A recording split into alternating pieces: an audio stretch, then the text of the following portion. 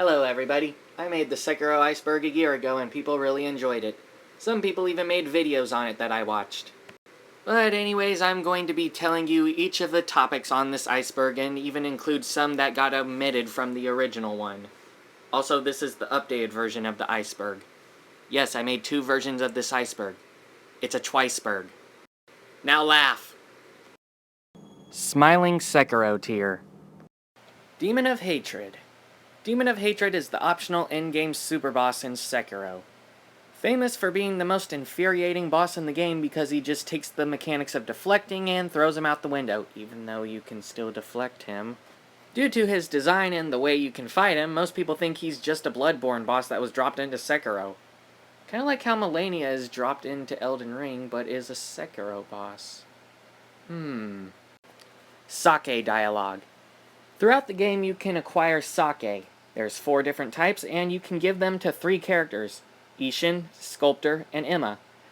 Depending on which one you get, you can get a different type of dialogue that'll explain some lore about the characters you know in the game. Giving all 4 of them to Sculptor can even unlock some additional dialogue at the end of his questline. The true ending? There's 4 different endings you can get in Sekiro. Each one has its own sequel potential, but the fanbase has commonly agreed that Dragon's Homecoming is the true ending. Probably because it leaves both Sekiro and Kuro alive. The Truth of Senpo. Senpo seems like a really beautiful place, but you are warned right away at the start of how bad it really is. You'll find tied up corpses hidden off in the corners, rotting monks, graves and pinwheels, and slowly learn of the twisted experiments the monks did in an attempt to make a pseudo-divine heir. The monks are all infested with immortal centipedes, and they abducted and did experiments on children in an attempt to figure out how to shed these centipedes. Divine Confetti Power-Up. If you don't know, the Divine Confetti is probably one of the best items in the game. Not only does it give you the ability to hit apparitions, but it also increases your overall damage, and also lets you hit through your opponent's deflex and chip away their health. Not to mention that a lot of your combat arts actually get powered up by this thing and look awesome. Try it with Sakura Dance. Oh, and you can deflect the Shichiman laser and the Black Mortal Draw if you have this buff equipped. The Miss Noble's true power. Oh boy, where to start with this one? It's well known in the Sekiro community that Miss Noble is the hardest boss of any Soulsborne game. With 5 phases and 18 lesser phases, he strikes shock and fear into all that come across him, especially when you first meet him. His lore is pretty interesting too, if you manage to survive long enough to hear him talk about it. He was a student of Pinwheel until he gained all the knowledge that he required and he dived into the abyss, only to find himself in Londor, where he became a Deacon of the Deep for a time. When Aldrich became a Lord of Cinder, Miss Noble used his Ashen Mist Heart to enter his dream, where he witnessed the Deep. In Elden Ring, Soldier of God Rick's remembrance sheds light on what happened next. Upon the revelation that the Deep had showed him, Miss Noble sought out the corpse of the first Firekeeper, and used the Ashen Mist Heart to travel back before the first flame, to the lands between, where he would challenge the Greater Will and train Soldier of God Rick. It's highly believed that Miss Noble is the reason Divine Dragon even came to Ashina in the first place, and there's just as much evidence to support that he's pulling the strings behind the Interior Ministry. Hey, I'm in a new location. Ignore the slight echo. Time travel paradox. Despite it not actually being time travel in lore, there still exists some grandfather paradoxes with the Bell memories. Both Hirata events are the memories of the owners of their respective Bell, the young Lord Kuro and Owl. Both remember the events differently as seen in the memories. Despite them being memories, Sekiro is physically capable of killing Anayama the Peddler here, and even acquires the Flame Barrel, Mist Raven, and even Sculptor's old axe here and adds them to his arsenal, despite him not owning them before traversing the memory. Sekiro's resting furrowed brow tier. True Monk's identity. True Monk is named Priestess Yao. She is based off a Japanese folktale about a woman who ate a man-faced fish and became immortal.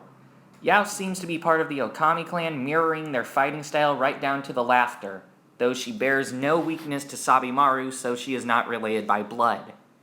Demon of Hatred identity. The Demon of Hatred is Sculptor after succumbing to the flames of hatred. This is evident by his missing left arm, the fact Sculptor left after talking about flames, the fact there's a giant burn mark cutting off the dilapidated temple from Ashina outskirts, And the fact that Sekiro even acknowledges the demon as Sculptor if you fulfill the requirements for his secret side quest. Night Eye. If you pay attention to Sekiro in dark places, you'll notice that his eye changes. The Night Eye technique allows Sekiro to see in pitch black. It's unknown how he came to have this technique, but it is interesting. And fun fact, if you're playing as the Shura skin, the eye actually changes to a more demonic looking eye. Tomawe is Okami. Tomawe is said to have descended from the Divine Realm with her own divine heir, Takeru. Knowing that the only female warriors in the Divine Realm are Okami, and the fact that she taught Genichiro how to shoot lightning, and the fact that her movements are described as dancing, which is pretty much what the Okami look like they're doing when they're fighting, I think it's safe to say that she's an Okami. Ishin is Tengu. If you haven't pieced it together, Tengu gives you your name, Sekiro. The only other person to call you this throughout the entire game is Ishin. Not only that, but his hair looks the same. He didn't even try to change it. And the Tengu outfit is literally right behind Ishin on the wall when you meet him. I'm not kidding, it's there. Go look. Even Sekiro manages to piece this together the first time Ishin calls him Sekiro. If for some reason you're still having doubts about Ishin having a secret superhero identity, Tengu also goes into coughing fits. Just like Ishin. There's tons more evidence supporting this, but I don't really think I need to bring it up. Seriously, who else could bring down like 5 lone shadows? It's definitely Ishin. Owl Father. Owl Father is another super secret optional boss in Sekiro. Accessible after you defeat Great Shinobi Owl. If you do a slightly tedious side quest that you may or may not even have figured out how to do on your own, probably not, you can get Owl's Bell Memory, which will bring you into an alternate version of Hirata. This alternate version is more likely to be the correct events that happen during it, and it'll bring you face to face with Owl right before he stabs Sekiro in the first memory. Though this fight is non-canonical, you didn't actually fight Owl back in Hirata. You're just confronting the memory of him here now, which technically makes it canon. Don't think about it, it's another time travel paradox. Just like how you didn't kill Lone Shadow Masanaga, Ishin did while dressed as Tengu. I mean, you still did kill him, but shut up. Inner Bosses. The inner bosses are the DLC bosses of Sekiro that lie at the end of the Gauntlets of Strength. They are Inner Genichiro, Inner Father, and Inner Ishin. Anything that was hard about those 3 bosses before is now cranked up to 11, especially on Owl, who just spams the Mist Raven, which is something I can totally see him doing. Funnily enough, these bosses only exist in Sekiro's memory, and the lore states that they're stronger than the 3 could actually ever become in real life. So Sekiro took these bosses and just figured out a way to make them stronger, and then beat them. He just sat down one day and was like, you know what would make Ishin a lot harder? And then he beat him. Yashiriku Power-Up. If you don't know, the most powerful sugar is definitely the Yashiriku sugar, or Spirit Fall, depending on which one you're using. What it does is permanently cuts your health and posture while it's active, but doubles your attack power. To put it simply, you can make fights take half the time if you use this, and don't screw up. Though they are exceptionally rare and only drop off particularly difficult enemies that only appear in mid to late game. So you're probably better off just using the Spirit Fall. The Monk's Divine Abduction. If you use the Divine Abduction prosthetic on the monks in Senpo Temple, they'll just immediately die. The lore reason around this is apparently you can only be abducted once, and if you get abducted again, you're not coming back. Which means these monks must have been affected by this before, somehow. The answer to what happens to them probably lies with Kotaro. If we use Divine Abduction on Kotaro, who is a monk in Senpo Temple, he gets transferred to the Halls of Illusion, but there he makes friends with the Invisible Children. It's probably likely that when we send the other monks there, they just get murdered by the monkeys and the children.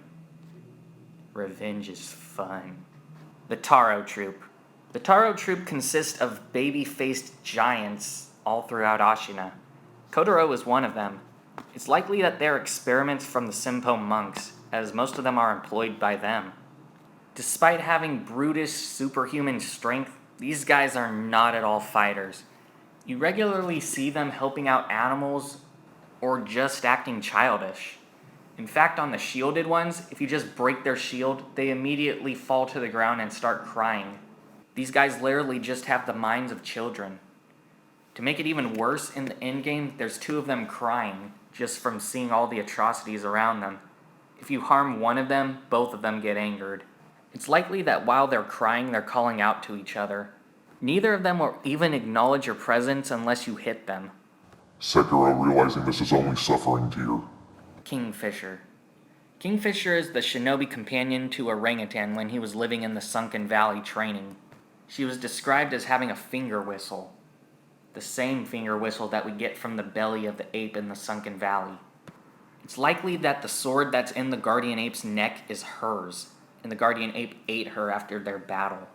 Sculptor also gets distressed when you bring him the whistle, and that final upgrade of said whistle is the only thing that can stun the demon of hatred, and he has pain cries whenever he hears it, almost like he's remembering a long-lost friend. Sekijo. Sekijo is the name that Ishin gave Sculptor after he cut off his arm when he was becoming a Shura. It literally translates to one-armed shoujo, a type of yokai that looks like an orangutan and loves sake, just like our fellow Sculptor. Takeru's death? It's unknown how exactly Takeru died. First off, he's described as having an illness that's unspecified, but he's a divine heir who has dragon's blood. So how exactly could he get sick? Wouldn't he just be siphoning the life of everyone to heal himself? So either A, he died of this unspecified illness, or B, Tomawe found the mortal blade like she was trying to, and used it to sever his immortal ties, e.g. killed him. There's actually more evidence for the latter happening, as we can find dragon's blood droplets all throughout Ashina, which only happens when someone with dragon's blood dies, as we can see in the purification ending, when Sekiro beheads himself and we see the dragon's blood droplets coming out of his corpse. You also could rule out other divine heirs being in Ashina because we only know of 2. Owl's true name. Owl's true name is Ukanzayamon Usui. He almost says his full name in the Shura ending right before getting revenge backstabbed by Sekiro. Dude had it coming though. He also has a forest named after him. Tomawe and the Black Blade.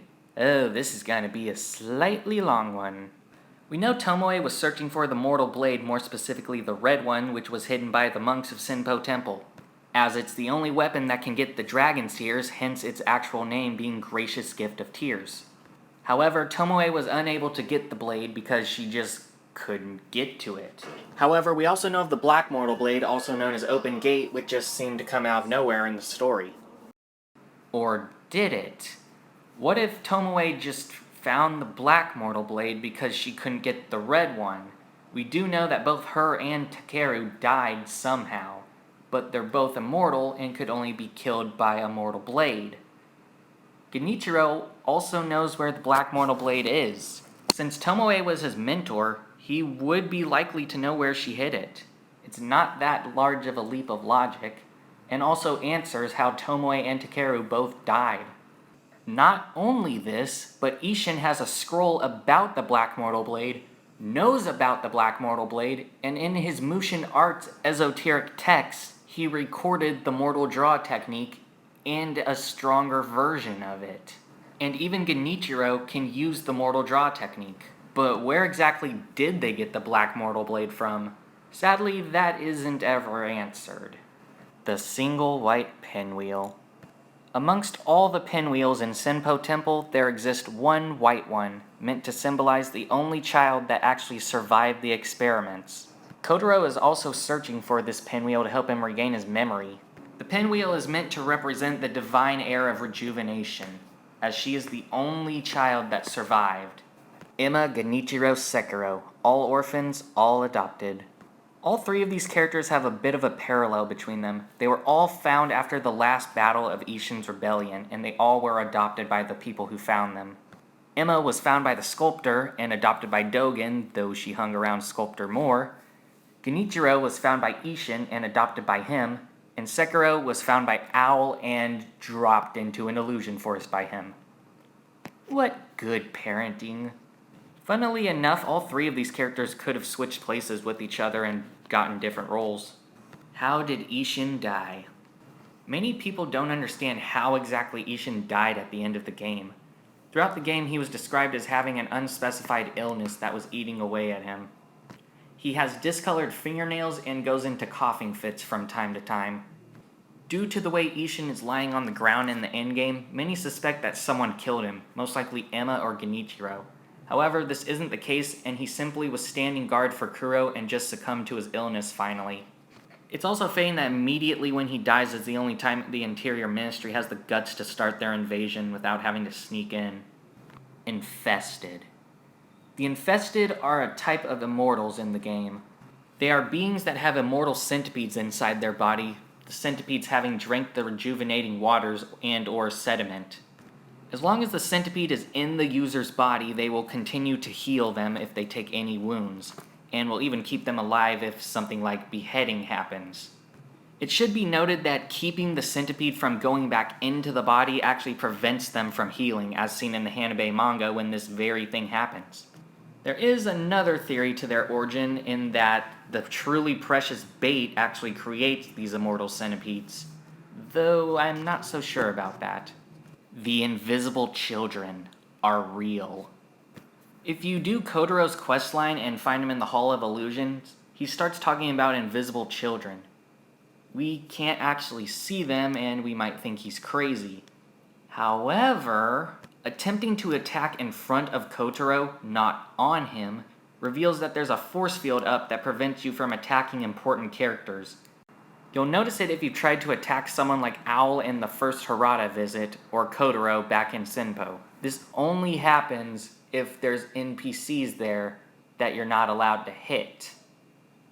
And this is happening where Kotaro is saying those children are. Things are getting dark here. Genichiro chased the monkeys. If you talk to the monk inside of the Hall of Illusions after you've beaten the folding screen monkeys, he'll mention that someone chased the monkeys before you, specifically mentioning that it was a male. One could have wrote this off as Tomawe attempting to chase the monkeys had he not specifically said it was a he. And while Japanese language doesn't usually define what gender a person is when they're speaking about them, there was an update before to correct how Kingfisher was addressed, as in a previous version in the English translation she was called a he, but it was changed to she to make it correct in a later update of the game. That did not happen with this line of text, so it most likely was a male that chased the monkeys. And who else could be looking for the mortal blade except us and Genichiro?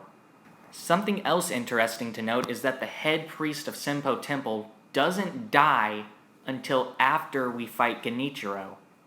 And Genichiro has the only other mortal blade which can kill an immortal person.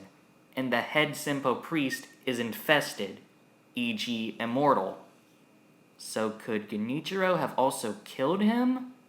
That also would make sense, as the divine heir of rejuvenating waters is surprised that he's dead.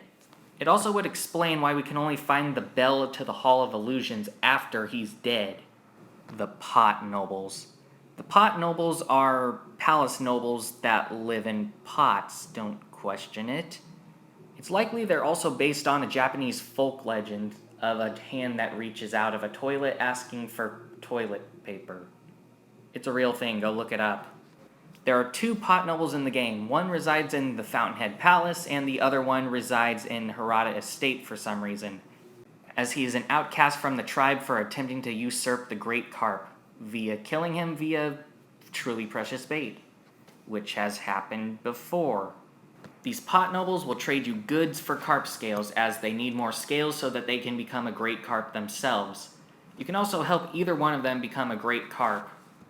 However, they will always ask for more scales because they just can't become a complete being. Thus, they will never have enough scales. Upside down bodies in Meebu. If you dive to the bottom of the lake in Meebu village, you'll see some people buried from their head to the waist, upside down, underwater. It's believed that this is a reference to an old horror movie, though I've never heard of it and I can't really tell you what it was. Headless Sibling. In the Fountainhead Palace, there exists a Headless and an Apparition Headless, which is kind of confusing because Headless are already apparitions. If you defeat them, you get the Yashiriku Spirit Fall, which describes their story. Apparently, this Headless had a twin brother who was a stillborn. Had his brother been with him, he wouldn't have fallen to the Fountainhead Palace and become a Headless. It's likely the apparition is supposed to represent his twin brother that died long before him.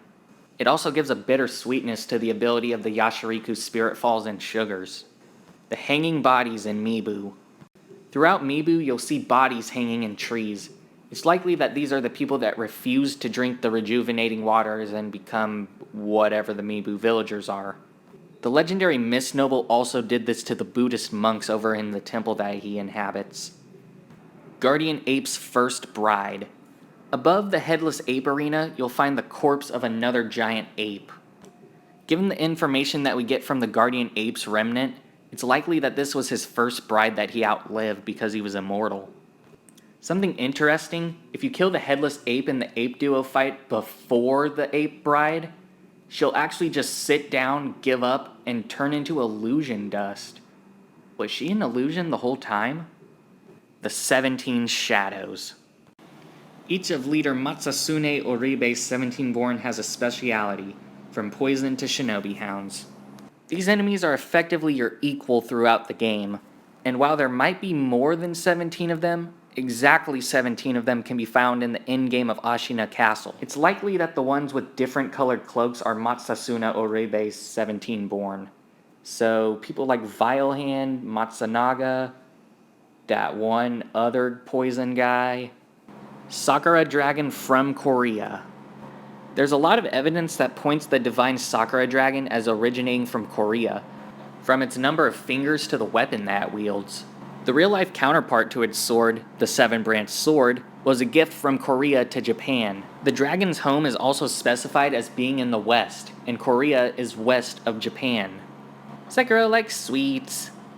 If you pay attention, Sekiro kind of has a fondness of sweets. Not only this, but Kuro kind of just straight up tells us that Sekiro likes sweet things. Now shut up and give him candy. Things are getting even darker, Tier. Lone Shadow's hidden hand? Originally, when I wrote this topic, I thought the Lone Shadows were actually missing an arm to prevent them from becoming Shura because of all the killing that they do. However, looking at multiple Lone Shadow and even the concept art of them, they have both their arms, they just keep it hidden. Though when they do use this hand, they use it for things like whistling their shinobi hounds into action or using poison on you. At least you can't say these guys didn't give you a fair fight. Most of them will try and kick your ass one-handed. Headless Genichiro. In the Shura ending, after you kill Ishin, Owl comes back with the Black Mortal Blade. But we know Genichiro had the blade at this time, so how did he get it? Well, Owl is actually carrying something a little dark off screen. It's the severed head of Genichiro, and he puts it right next to Ishin. You can't actually see this in game except for the top of Genichiro's hair. By using a free cam tool, you can clearly see it. The reason it's cut off from us seeing it in game is probably due to some censorship issue in Japan, I don't know. We can cut off Guardian Ape's head just fine. Something to note though is that Genichiro could actually become a Headless because of dying this way. The Headless are said to be great heroes of the country who were killed.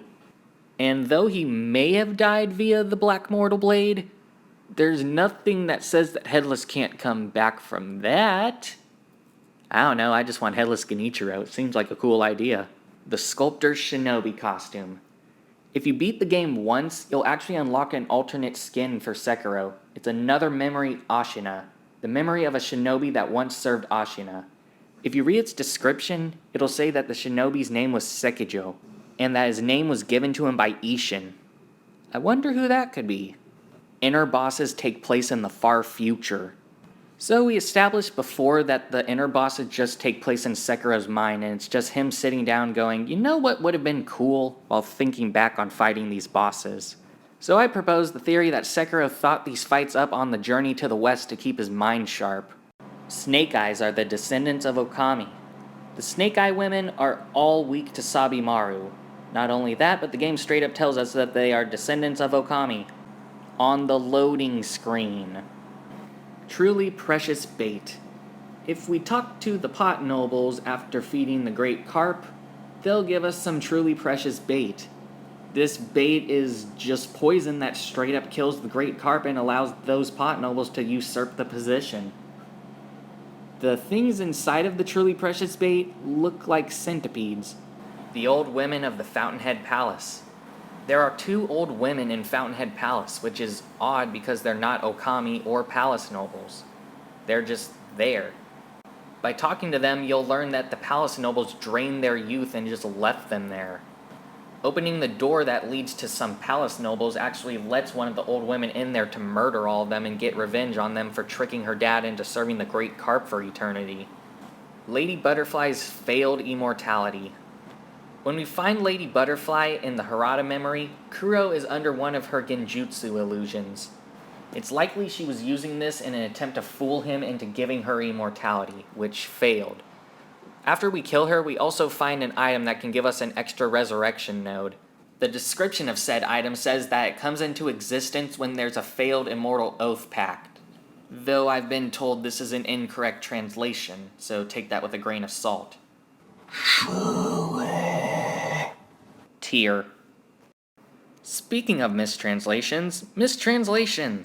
As with any game in a foreign language, there's bound to be mistranslations, such as calling the Divine Dragon Sakura Dragon in its original language, or calling the Spirit Falls Invocations in its original language.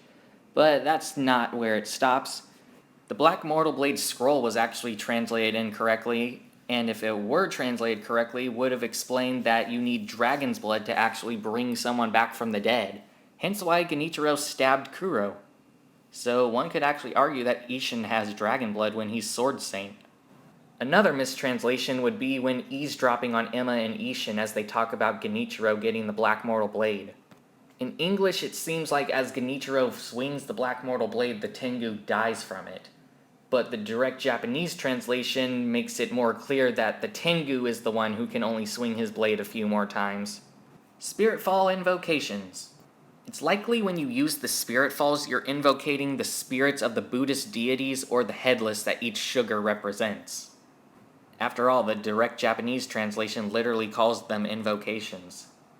Ishin vs. Hanabe. This is in reference to the Hanabe manga's first chapter, where Hanabe squares off against Ishin right after he kills General Tamura. The fight is ended in 2 moves, as Ishin just does Ichimonji double and splits Hanabe's head open. However, he's immortal and heals from it. Speaking of, you should probably go read that manga, it's got some pretty good art. While we're also on the topic, Hanabe manga, which was omitted from the original Iceberg. This is in reference to the Hanabe manga side story, which follows Hanabe the Undying, your training partner in the dilapidated temple. It expands upon the Infested, the Red Eyes, and Dosaku's experiments upon both of them. Shura is Gale. This is a crackpot theory. Slave Knight Gale is the final boss of Dark Souls 3's final DLC. Effectively, Gale killed every single living thing on the planet and absorbed their Dark Souls. The comparison here is that Shura just kills everything, much like Gale. It doesn't go much beyond that. Dojin and Dosaku. Dojin is a doctor who does experiments on Red Eyes. Dosaku is his mentor. They are the same person with multiple personality disorder. They're just crazy and they fight like a monk. It's likely that Dojin was the person that gave Genichiro the rejuvenating waters which made him immortal. Or semi-immortal? We'll get to that later. The Monk for Hire. In Ashina Castle, you can find a lone monk. You can eavesdrop on him and learn his story. Depending on what time of day it is, he'll have different dialogue for when you eavesdrop on him. This monk is also unique in that he's one of the only 3 enemies in the game that will do a sweep that is immediately followed by a thrust while you're in the air.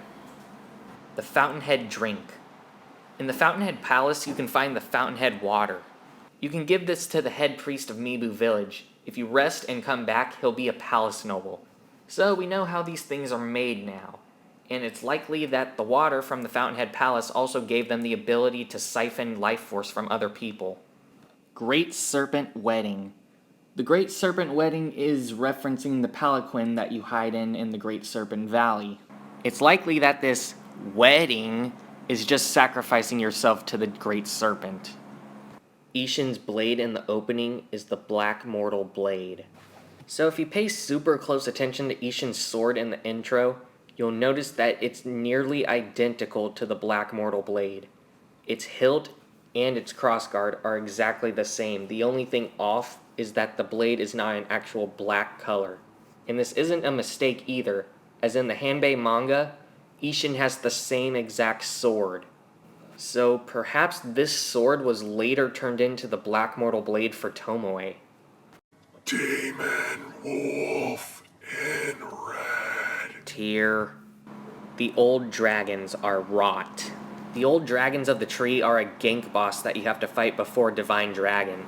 As you kill the white ones, brown ones will take their places, almost like you're killing rotten pieces of a tree for healthy pieces to grow in its place. All the old dragons are also sickly and coughing up poison, and when they finally spawn the Divine Dragon, it shares their same rotten white color. Perhaps dragon rot goes deeper than we think. Apparitions of Ashina. Throughout the land of Ashina, many apparition enemies appear, most of which spawn after sunset. Though there are some that spawn no matter what, such as Oren of the Water, the Headless, and the Shichiman. Many of these are based off of yokai and folk tales, while the others are just vengeful spirits that have a chance to drop Yashiriku sugar. Inosuke in Outskirts was an illusion. Inosuke was a guard to Kuro during the events of Harada. When Lady Butterfly used her genjutsu on everyone, he tore out his own eyes to escape the illusions. We also find him 3 years later in the Outskirts, his eyes still bleeding. After we confront Lady Butterfly and kill her in the memory, he finally dies after his mother dies. Noticeably, his corpse is absent in the endgame, leading to the theory that he was actually an illusion the whole time too. Though he could also be on the pile of burning corpses. Versus Ishin Ashina and Emma. This is referring to a glitch you can perform where you can fight both Emma and Ishin Ashina at the same exact time. To do so is quite tricky though. You have to kill Emma, then find a way to boundary break out of the boss arena. Are you crazy enough to attempt this challenge? Parrying the Great Serpent. Yes, you can actually deflect the Great Serpent. Yes, I was supposed to write deflect whenever I wrote parry. Shut up about it. If you play on Charmless, deflecting the Great Serpent will deal chip damage. I don't know if that's true about the Umbrella also. However, if you're not playing on Charmless, you can just straight up block the Great Serpent and take no damage. It's quite fun. And kinda makes you question why the thing was even a threat in the first place. This is possibly Sekiro's greatest feat too. I mean, the Serpent is like 600 plus meters long and manages to shake an entire canyon. Inosuke's family. If you didn't put it together, the samurai that helps you during the Juzo the Drunkard fight is part of Inosuke's family. That's it.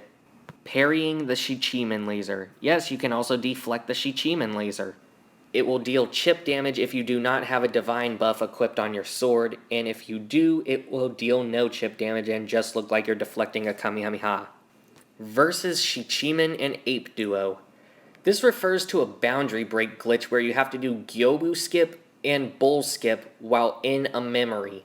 Then you have to go to Senpo Temple, rest, and come back to Ashina Castle, and you will have effectively broken the entire game. You can now go to certain areas where multiple bosses spawn, and they will all spawn at once, like the Ape Duo and the Shichiman. However, the Shichiman is broken and won't actually move. Though, you can still brag and say that you fought a Shichiman and the Ape Duo together. Can't really say I've seen many people do that, mostly because they don't know how to pull off this glitch. That or Bull Skip is just stupidly hard. Secret Prosthetic. Many have theorized what the secret prosthetic in Sekiro is. Some say that it's a dual-wield sword, others say that there is no secret prosthetic. Shichiman follow great suffering. Everywhere you find the Shichiman warriors is a place of great suffering. The Ashina depths where horrendous experiments are performed thanks to Dojin, the Guardian Ape's watering hole, where victims of the Guardian Ape have occurred and the Guardian Ape's own suffering, and that Shichiman kind of has Kingfisher's other half of her whistle. And the Fountainhead Palace, where everyone's immortal, cannibalizing each other, and just attempting to kill each other.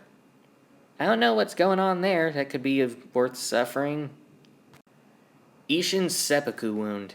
This one is actually pretty interesting. Ishin has a gash along his stomach that looks like where someone would attempt to commit seppuku. However, this is not the case at all. How do we know this? Well, look at Sword Saint's outfit. Those pajamas he's wearing actually match the gash on his stomach. He has a cut along the robes.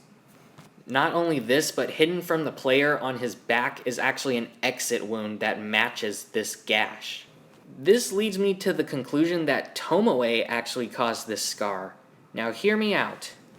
Tomawe was said to be the person who got Ishin closest to death, and the wound on his stomach looks pretty near fatal, doesn't it? Not only this, but Ishin was revived in his prime, e.g. after he beat his strongest opponent, which was Tomawe. And we know Ishin keeps his wounds because he still has the eye scar that Tamura gave him. People have also theorized that this slash looks pretty identical to where a slash from Spiral Cloud Passage would be if someone attacked you with it. And Spiral Cloud Passage just happens to be an Okami-born art. Kuro is Takeru's reincarnation. We don't really know how Kuro got his dragon's blood. He wasn't really related to anyone from the Fountainhead Palace because he references his mom and dad during the genjutsu illusion he's under when Lady Butterfly's around, and Genichiro even says that he was at his uncle's funeral when they first meet. That leads me to the conclusion that Kuro has no relatives with dragon's heritage, so how could he have gotten it? Playing into the Buddhist themes present in Sekiro, when Takeru died, he was reincarnated as Kuro. This is why we need the Dragon's Tears. We can kill Kuro with the Mortal Blade, but the Dragon's Heritage will just find someone else. However, if we give him the Dragon's Tears, it will cut off the ability to be resurrected, and also get rid of all immortal ties in Ashina, possibly by killing the Divine Dragon. Miss Noble is Takeru. This one is pretty much a crackpot theory. So someone said that Miss Noble is trying to save people by preventing them from getting to Meebu village with his illusion forest, even though he's killing people. And the song that he plays is probably what Takeru played when he was playing his flute. The melody that Miss Noble plays sounds eerily similar to the way that Takeru's flute melody was described. Miss Noble also drops a lump of fat wax, which says something about sickness, which Takeru had an illness? Like I said, it's a crackpot theory. As if that kid could be the legendary Miss Noble. Inayama's one sin. Do not research! There exists a cut version of the dragon's blood droplets called the dragon blood pellets. It functions exactly the same, but you would have to give them out individually to each person afflicted with dragon rot. Inayama would refuse to take it unless he actually bought it from you. So Sekiro would request that he pays 1 sin for it. So he does. This later comes back around during his note that he gives you for 1 sin, effectively returning the favor and making this even sadder than it already was. Dragon's blood pellets. I already explained this in the last topic, but here's a fun fact. Dojin would actually refuse to take the dragon's blood pellets in cut dialogue, fearing what the medicine would do to him. Quite ironic, don't you think? Shinobi Illusions. If you didn't know, the remnants are actually made with illusion kunai, much like what Lady Butterfly does. So Sekiro actually has some experience with genjutsu. Wonder if he could use them in a fight to throw off his enemy. Ishin trained the monkeys. One day while drunk off his ass on monkey booze, Ishin saw a monkey and gave it a sword. That monkey would later become the most feared enemy in all of Ashina. The white dual-bladed monkey. Also, Ishin taught some of them to use guns. Guardian Ape avenged its child. In the Hanbei manga, there exists a bad guy named Hermit who kills and eats apes, which is especially screwed up because he was raised by them. He also wears the skin of the previously mentioned white apes. Near the end of his story, the Guardian Ape comes and eats him. This is weird though because the story takes place in the mountains, and the guardian ape lives in the sunken valley, way far away from the mountains. So this guy must have done something especially screwed up to get the guardian ape to actually come after him. We also know that the guardian ape had a bride before, so it's not too far-fetched to say that he had some kids, not to mention those that would share his fur color. Sekiro is the strongest in Soulsborne. Sekiro has a lot of feats that make him pretty stupid when compared to the other Soulsborne protagonists. He can react to and deflect lightning, he can react to and deflect bullets, he can deflect lasers, he can deflect the point-blank explosion from Demon of Hatred, he can deflect the following shockwave, he can deflect the shockwaves from the Divine Dragon, he can deflect the Great Serpent, and he can deflect the Divine Dragon's sword. No, I'm not kidding. Not only that, but I actually personally did the math for the sword and found that Sekiro was deflecting at least 600 million joules of force. Let me compare that to this. It takes only 45 joules of force for a human to lift a 100-pound weight. Sekiro versus Shura Wolf Boss. This is more so just a suggestion. People want a Shura Wolf Boss because it would be awesome.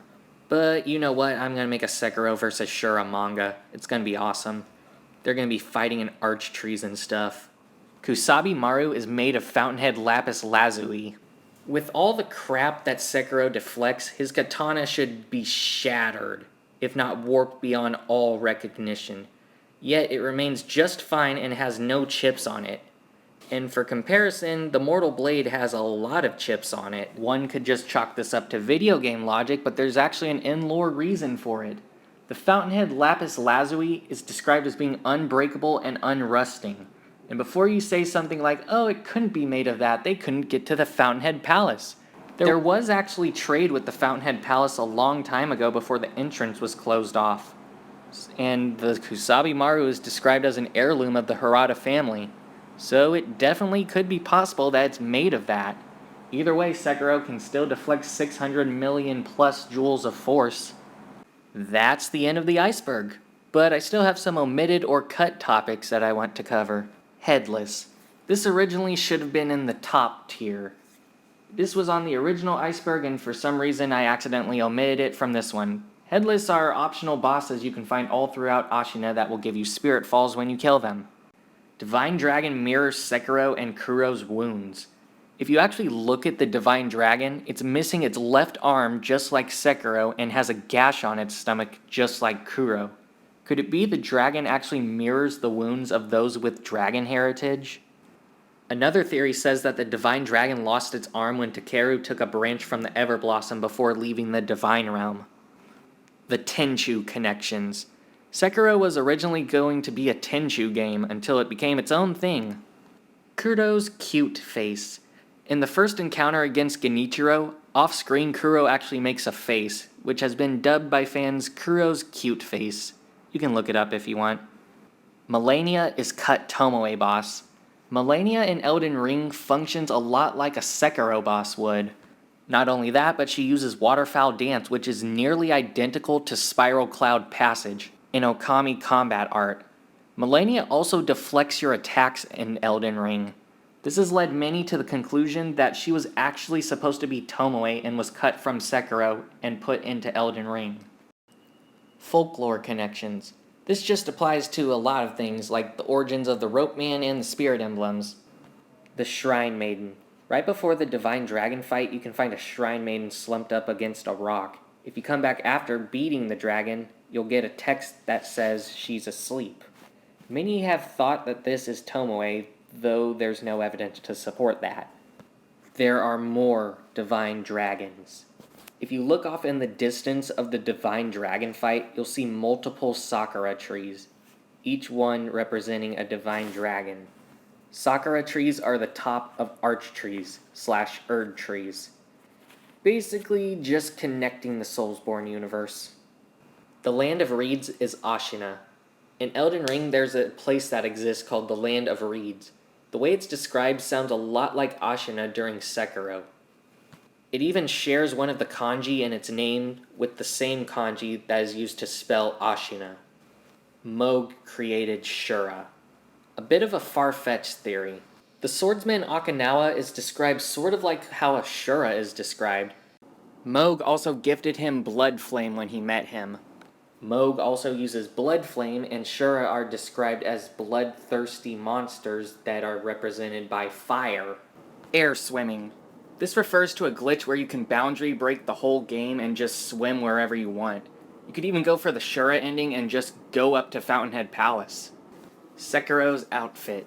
If you pay really close attention, you'll notice that Sekiro actually has the same exact outfit he has as a kid in the intro. Wolf is short. You'll notice that Wolf is shorter than almost everyone in the game. One could actually chalk this up to him having malnutrition as a child. The many variations of immortality. There's a lot of different forms of immortality throughout the game, all of which stem from the Divine Dragon in the Divine Realm. There's the Red Eyes, which are not immortal, but still come from the rejuvenating waters and or the rejuvenating sediment found in said water. They are characterized by their red glowing eyes and fear of fire. Their bodies are also extremely resilient, being able to survive wounds that would normally kill someone, like being stabbed through the chest. There's the Infested, which we already covered before. There's whatever the Meebu villagers are, which are reminiscent of Red Eyes as they fear fire, but they actually do revive when dead. There's the Palace Head Noble's pseudo-immortality, where they siphon the life force from those that they see. There's the questionable immortality that Genichiro has. There's the Dragon Heritage, which is the truest form of immortality, allowing the user to spread dragon rot via siphoning the life force of those around them. This is shared by Oathbound and Divine Heirs. Divine Heirs seem to be unable to be harmed by any weapon that is not a mortal blade, as they'll just heal instantly. An Oathbound can be created when a Divine Heir shares their dragon's blood with someone. Oathbound can be maimed, but they cannot be permanently killed without a mortal blade. It's unknown if their body parts could still function like the Guardian Ape does after we behead him. Genichiro's questionable immortality. Genichiro revives, but he has red eyes, which is not a trait of someone who has immortality, as mentioned before. However, he does do a resurrection animation, and Sekiro thought he was dead for sure. Sekiro even questions if it's resurrection, and Genichiro confirms it, though this is only in the English dub, and in Japanese he just pants heavily. So it's debatable if he actually has immortality. 2 Great Serpents. We actually find 2 Great Serpents in our journey. The one that we stab its eye out, and one that we didn't stab its eye out, which is guarding the Serpent Heart. Ongbal. Ongbal is a YouTuber who does some pretty impressive things in Soulsborne games, including his hitless runs on Sekiro bosses and modded bosses, usually on the hardest difficulty without any upgrades to his health or posture, or even attack power in some cases. Destined Death and the Black Flame are the mortal blades. If you look at the effects of Destined Death and the Black Flame in Elden Ring, they are a 1-to-1 match to the Black Mortal Blade and the Red Mortal Blade in Sekiro, and they function exactly the same as well, being able to kill immortals. Ati-Jan. Ati-Jan is a Sekiro redditor who killed Ishin everyday charmless bell demon with no healing until Elden Ring was out. Pretty much for more than a year. Berserk homages and references. Like every Soulsborne game, there's a lot of references to Berserk in the game. For one, Sekiro's appearance is a homage to Guts. He has the white streak of hair and a prosthetic arm. Guardian Ape also resembles the apostle form of Wild after Guts stabs him in the neck with a sword. Rice is the divine child of Rejuvenation's blood. From the description of the persimmon, we can deduce that the rice actually comes from the divine child of Rejuvenation's blood, hence why she gets weak after giving us too much of it. This does have a very twisted implication if you think about it for a while though. If she is a divine heir like Kuro, she shouldn't be able to bleed except from a mortal blade, which she can't draw, and we have the mortal blade with us. So where is she getting her blood from? Don't think about it. Bloodborne fans will know why. And that was all of the Sekiro Shadows Die Twiceberg. Hope you had fun with that background noise. Feel free to leave any of your theories or comments. Now I'm off to go check my math again for that Divine Dragon feat.